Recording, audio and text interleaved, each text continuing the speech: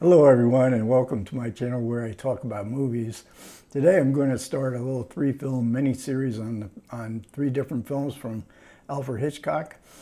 I haven't talked about Alfred Hitchcock on this channel very much. I did very early. I did do a very short video on this Hitchcock classic collection. This is the first one with the big four: Rear Window, Vertigo, Psycho, and The Birds. The first 4Ks I ever bought after I bought my 4K television. This remains my favorite release, 4K release that I bought, and I've bought quite a few over the last 3 years. But the three movies I'm going to talk about today aren't nearly as famous. So the third one will be The Wrong Man. This is from 1956 with Henry Fonda. A Man Wrongly Accused. It's a docudrama. I believe I haven't seen this in a long time. I believe Hitchcock went back to the actual locations as much as he could. Filmed in black and white, a very kind of despairing film. Also, a very despairing film, as I confess. This is from 1953 with Montgomery Clift and Ann Baxter, where Hitchcock went to Quebec City to film, at least he filmed the exteriors there. And again, just a gorgeous black and white film. But I'm going to start off today with a film that's a little bit more famous than the other two, and this is Shadow of a Doubt. A lot of people know it as the Uncle Charlie movie. One of the reasons I've kind of not talked about Hitchcock is that so much of his film, there's so much written about his films.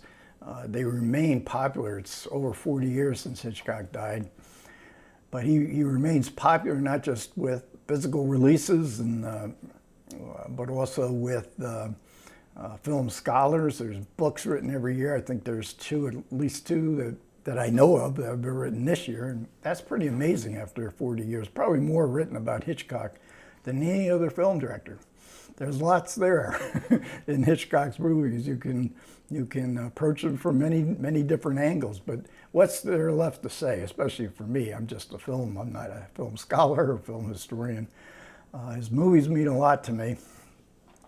They're very close to my heart, and I'm hesitant to talk about things that really mean a lot to me, especially with Hitchcock, because he was my favorite growing up. I knew who he was from the Alfred Hitchcock Presents show, his anthology show.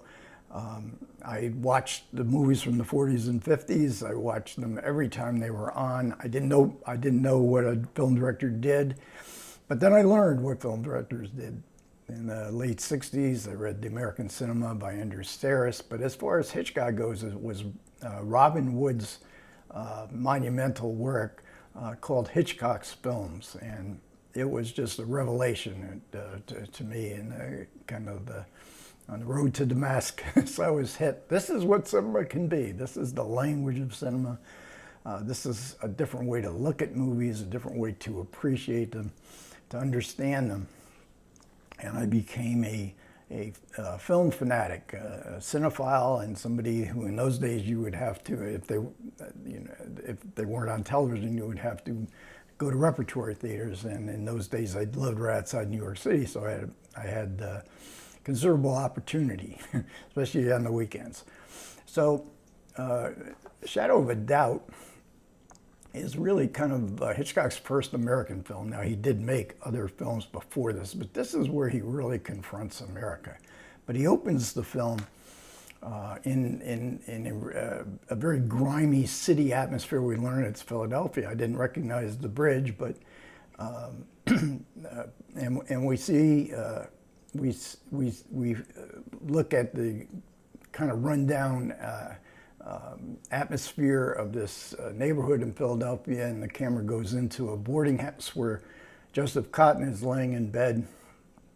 He looks like he's in some sort of agony, malaise.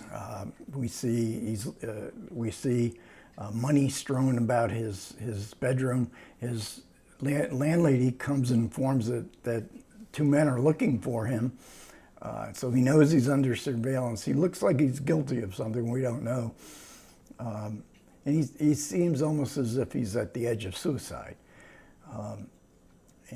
But then he gets up out of bed. He decides he's in Philadelphia. He decides to go to Santa Rosa, California, where his older sister is living, and go back to visit his older sister. So now we go to Santa Rosa, and we see now Joseph Cotten is the Uncle Charlie character, and then we see his niece, his sister's oldest daughter, and she is called Charlie. And she too is laying in bed in almost the exact same pose as Joseph Cotten was in the beginning scenes. She is also suffering from a malaise. Nothing ever happens. She's around 18, 19 years old. She's in a funk. And how are we going to get out of this? There's no happiness. There's no joy in life. It's all routine. So she finally gets the idea, I'm going to send a telegram to Uncle Charlie to come and visit. So when she goes to the telegram station, she finds out that there is a telegram from Uncle Charlie saying he's coming. So now there is this kind of telepathy, this kind of connection between Uncle Charlie, niece Charlie, who idealizes Uncle Charlie, and whose mother, Uncle Charlie's youngest sister, or older sister, idolizes him even more. She just is unbelievable. When she hears the news, she is just overjoyed. So we get this, from these opening shots, we get this idea of this connection between Charlie and Uncle Charlie. They share, as if they know what each other is thinking. They share each other's secrets, as if they were twins. And so the suspense that develops in the film, there's considerable suspense here.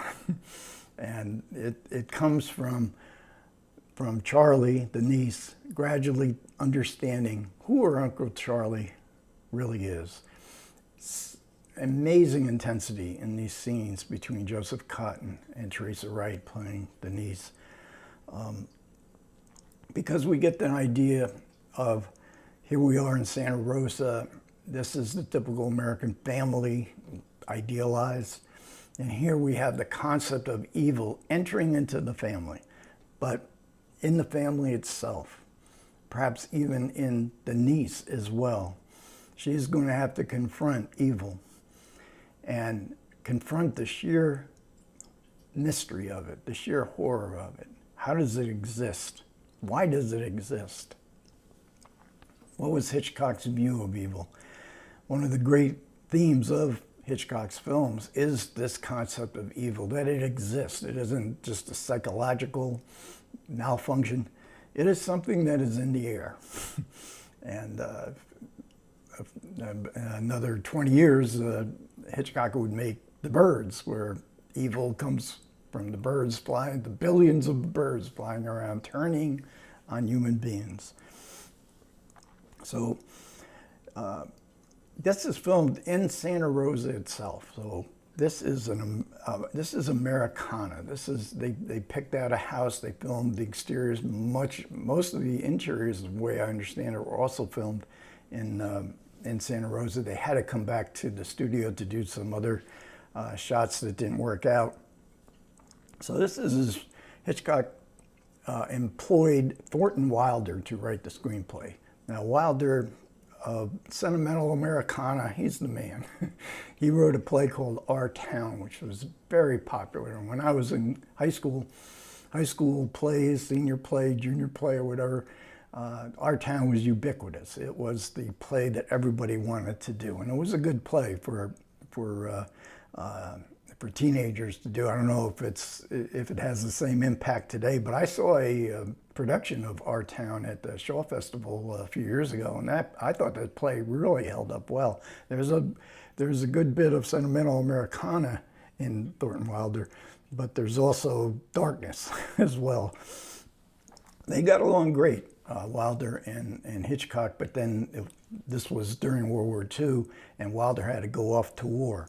So he hired Sally Benson, who had recently had a hit play on Broadway, to to write the screenplay. She also wrote the screenplay to Meet Me in St. Louis, so she had a similar feel for the idealized American family. And then, of course, Alma Revell. This is Hitchcock's wife, who often, she gets a third credit, a screenplay by. I've always been fascinated as to what her influence was on Hitchcock's films, which are so rich in theme in so many different areas.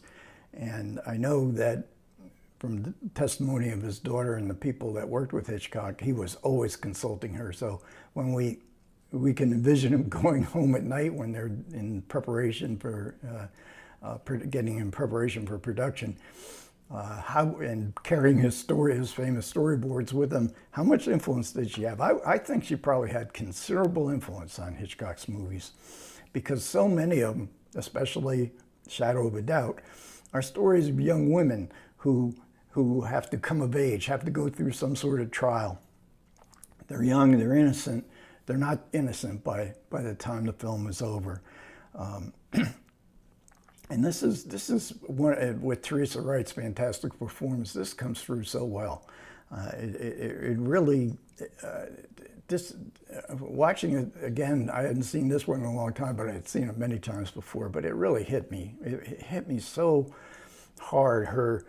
Her idealism and her disillusionment. And now, talking about evil, they were living in 1943, although the war is not mentioned in this film. This was in the midst of World War II, fascism, and goodness being crushed by fascism. And Hitchcock was an early anti-fascist. Films like Foreign Correspondent, and he hated the evil. He early recognized the evil of fascism, the Nazis. And at the end, if you've ever seen Foreign Correspondent, at the end, it's this plea, to help us as London is being bombed. But in the midst of all this evil, is there goodness? Is there the lovebirds? Remember the lovebirds in the car, winding the way through the amassed evil birds now at rest? Is there goodness? There's evil in the world. Is there goodness as well? And there is goodness in the sense with Hitchcock, and I think he really believes this, that love is the meaning. And I read a great book by William Rothman, Hitchcock, The Murderous Gaze. If you ever want to read a great reading of Shadow of a Doubt, read his chapter on Shadow of a Doubt here. This is a book where he talks about 5 different movies, and he sort of goes almost frame by frame through the film, through the various films. But this chapter on Shadow of a Doubt, probably the best chapter in the book, but I highly recommend it. He wrote this in 1980, 2 weeks after he finished it. That was when Hitchcock died. So Hitchcock never got the benefit of what was one of the great Robin Wood's book. Probably is a seminal work, but certainly William Rothman's work here is just, it's so necessary. But he mentions about in the concept of love that the loss or the absence of love is hell itself. And so this is such a dark film in its view of evil and the omnipresence of evil. But there is a tentativeness. Can Teresa Wright believe in it? And it's kind of like, it's a really beautiful vision of what people have, of what you experience. And the country and the world was going through this experience of evil and fighting off evil. What's going to be left? What's left after that? So there is a documentary on this release of Shadow of a Doubt. It's an older documentary, I guess from the 1990s. I've seen it before. It's been on other, I'm sure it's been on other releases. The 4K looks fantastic here. We do get to see Pat Hitchcock, Hitchcock's daughter, who was on the set throughout the filming of Shadow of a Doubt. I think she was 17 there. during that filming. We get a bit from Hume Cronin, who plays the next door neighbor. A very good small role, but very memorable. I believe this was his first film. I have to also mention the mother, who I don't have a picture of her. Her name was Patricia Collins, and she was just great. I mean, this is this is a very, we're so focused on the two Charlies that you can miss Patricia Collins here, but she is absolutely great here. So overall, Shadow of a Doubt, highly recommend this movie, especially on 4K. And next up, in a couple days, I'm going to talk about I Confess. Thanks a lot for everybody who managed to listen. I do appreciate it. Comments are welcome. Take care.